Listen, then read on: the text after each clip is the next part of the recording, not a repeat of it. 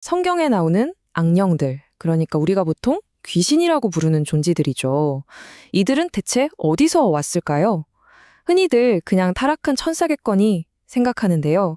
사실 성경을 자세히 들여다보면 정말 놀랍도록 일관되면서도 잘 알려지지 않은 기원 이야기가 숨어 있습니다. 오늘 그 미스터리를 같이 한번 파헤쳐보시죠. 자, 그럼 가장 큰 미스터리, 많은 학자들이 지적하는 바로 그 지점에서 시작해 볼게요. 아니, 왜 구약 성경에서는 거의 언급이 없다가 신약 성경에 와서 갑자기 악령들이 막 튀어나오는 것처럼 보일까요? 이상하잖아요? 이 문제를 제대로 보려면 일단 많은 학자들이 보통 어떻게 생각하는지부터 알아봐야겠죠. 보통은 이렇게들 봅니다. 신약에 나오는 이 악령이라는 개념 있잖아요. 이게 사실 구약에는 없던 거고 나중에 생긴 아이디어다. 뭐 이렇게 보는 거죠. 바로 이 부분 때문에 학자들이 이거 뭔가 연결이 안 되는데? 라고 생각하는 거예요. 그러니까 뭐냐면 구약에서는 분명 반역한 신적 존재들, 그리고 그들이 낳은 거인들 얘기가 나오는데 신약으로 딱 넘어오니까 갑자기 악령이니 더러운 영이니 하는 존재들이 마치 다들 원래부터 알고 있었다는 듯이 너무나 당연하게 등장한다는 거죠. 자, 이 복잡한 퍼즐을 맞추려면요, 먼저 등장인물들을 확실히 구분해야 합니다.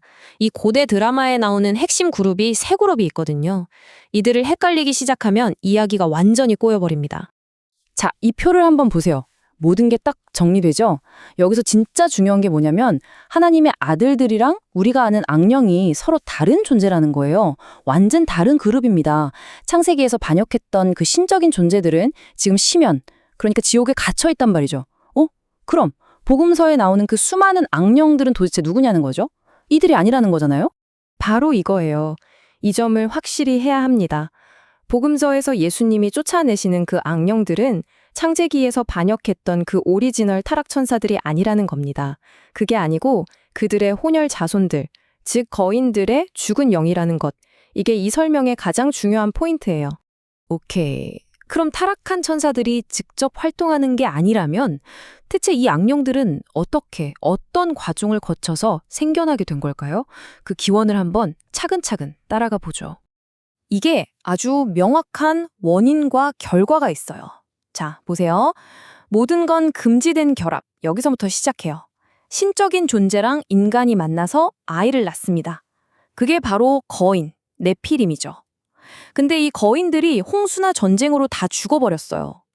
그럼 뭐가 남죠? 바로 육체를 잃어버린 그들의 영. 그게 바로 우리가 악령이라고 부르는 존재가 되어서 이 땅을 떠돌게 됐다는 겁니다. 어때요? 논리적이지 않나요? 근데 이게 그냥 그럴듯한 이야기일 뿐일까요? 아니면 정말 성경에 근거가 있는 걸까요? 자, 이제 구약 성경에서 직접적인 연결고리, 말하자면 스모킹건을 찾아볼 시간입니다. 이걸 찾으면 맨 처음에 말했던 그 모순이 탁 풀리는 거죠. 이 모든 미스터리를 푸는 열쇠가 사실 우리가 그냥 쓱 읽고 지나치기 쉬운 구약 성경의 단어 하나에 숨어 있습니다. 그 단어는 바로 르바임입니다. 이게 뭐냐면요. 구약에서 온갖 거인 족속들을 뭉뚱그려서 부를 때 쓰던 일종의 포괄적인 이름 같은 거예요. 뭐 네피림이나 아나킴 같은 족속들이 다 이 일르바임에 속하는 거죠. 자, 그럼 이제 퍼즐이 거의 다 맞춰졌어요. 생각해보세요. 만약 악령이 죽은 거인, 즉 르바임의 영이라면 구약 성경은 과연 이 르바임들이 죽어서 어디에 있다고 말할까요?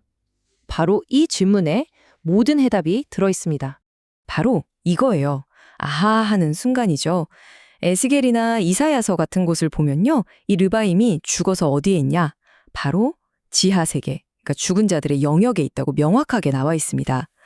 바로 이게 우리가 찾던 연결고리였던 겁니다. 구약의 거인 이야기와 신약의 악령 이야기가 여기서 딱 만나는 거예요. 자, 거의 다 왔습니다. 마지막으로 한 가지만 더 짚어볼게요. 이 기원 이야기가 왜 그렇게 설득력이 있냐면 신약에서 악령을 부르는 그 이상한 이름들까지 완벽하게 설명해주기 때문이에요.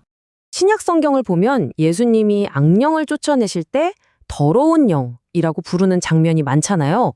왜 하필 더럽다고 했을까요?